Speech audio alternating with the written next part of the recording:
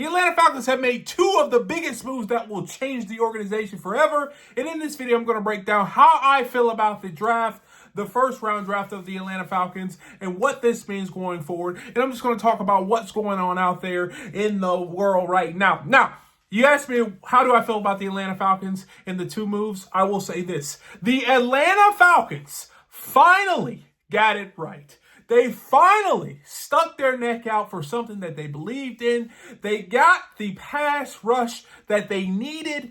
And from there, they were able to get, in my opinion, 2 and 3, the second and third best pass rusher in this year's draft. You will never hear where a team is able to get 2 and 3 off of a lot of people's big boards in the same draft at the same position, and the Atlanta Falcons addressed a huge need that they had going forward, and that is pass rushing. Now, I turn on the web and I turn on the news and Twitter today, and I see a lot of bashing going on, and I'm like, what is going on? Why do people hate this move for the Atlanta Falcons?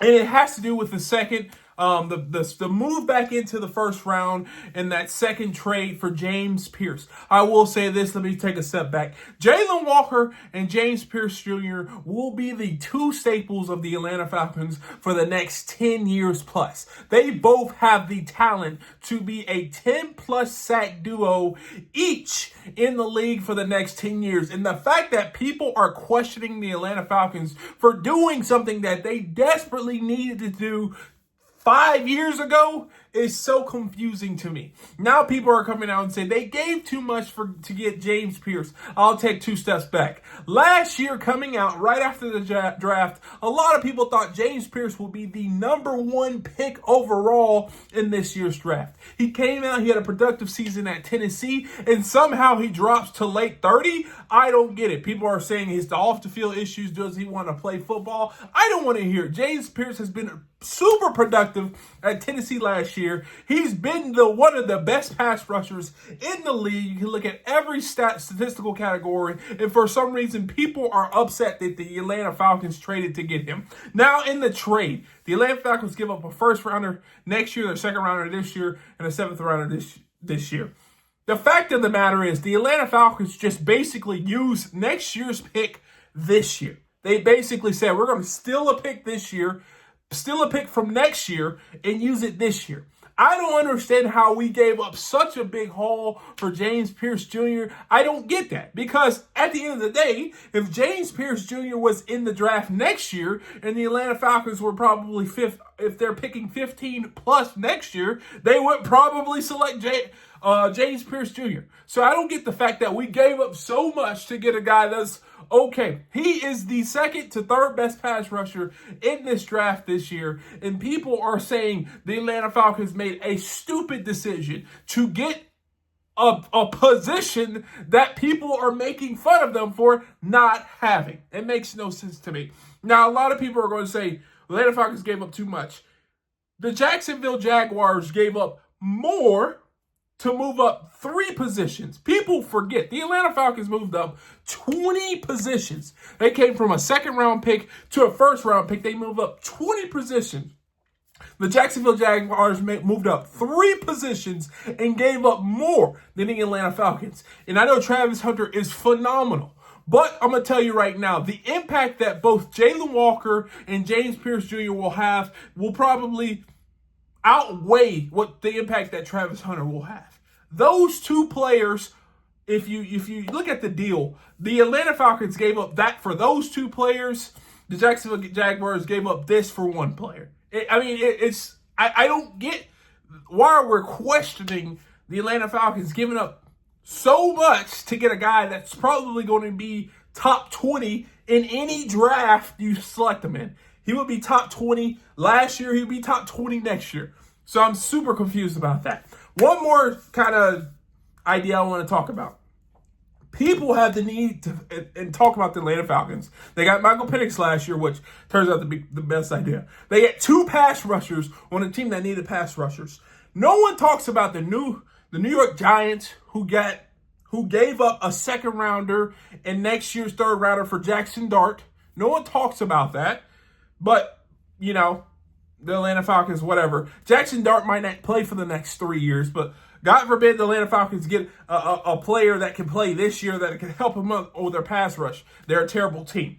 No one talks about the Saints, how they got a tackle to protect a quarterback that they don't have.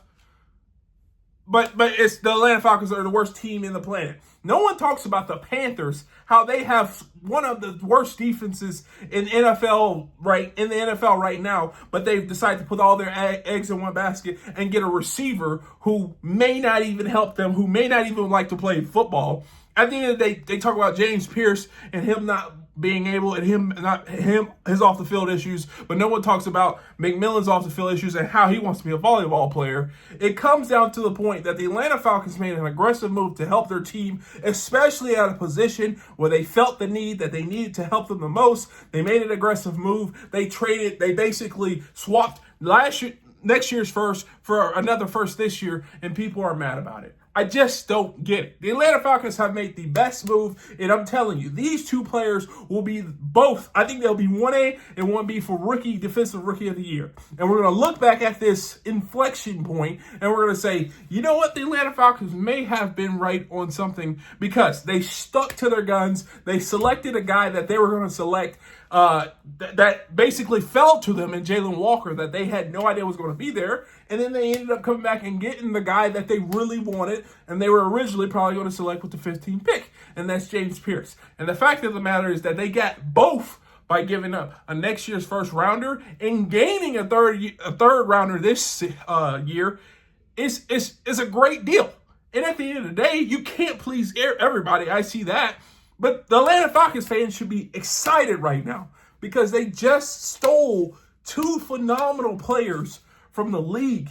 And I'm telling you, these guys will be the best pass rushers coming out in the next 5 to 10 years. And the Atlanta Falcons will have both.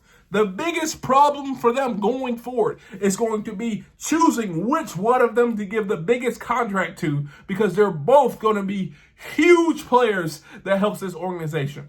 One last thing. People talk about we giving up draft capital next year. Next year, we will have money to spend in free agency. We can accommodate some of the gaps via free agency. We don't have that money right now because Kirk Cousins is still on the books. Kirk Cousins will be off the books next year. Therefore, we can spend money and fill the gaps via free agency.